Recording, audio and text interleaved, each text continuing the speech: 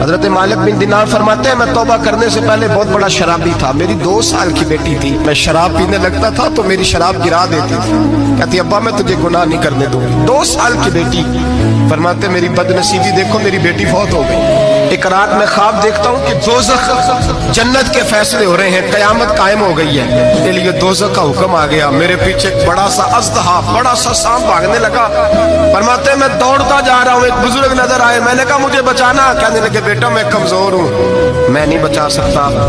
کہتے ہیں مجھے میرا اشارہ کیا، کہنے لگے پہاڑ کی طرف جا شاید تو بچ جائے۔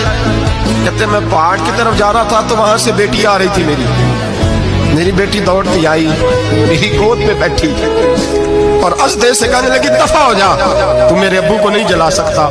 کہتے ہیں وہ 2 سال کی بیٹی کی آواز سن کے وہ ازدہ بھاگ گیا، میری گود میں بیٹھ خواب دیکھ رہا، میری داڑھی سے کھیلنے لگی، کہنے لگی ابا میں تجھے منع کرتی ہوں نا شراب نہ پیا کر، شراب۔ تو میں نے کہا بیٹے یہ کیا ہے سارا کچھ؟ کہا ابا جی یہ تیرے برے عمل ہے جو ازدہا بن۔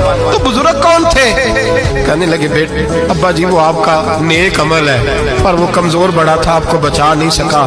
ابا جی بس کر دیں، بس کر دیں، اب آپ برے کام نہ کریں، آپ توبہ کر لیں، جو پچھلے گناہ ہو گئے میں اللہ کی بارگاہ میں سفارش کروں گی، رب آپ کے معاف کر دے گا۔ مالک بن دینار فرماتے ہیں میری آنکھ کھلی تو میں پکی توبہ کر گیا۔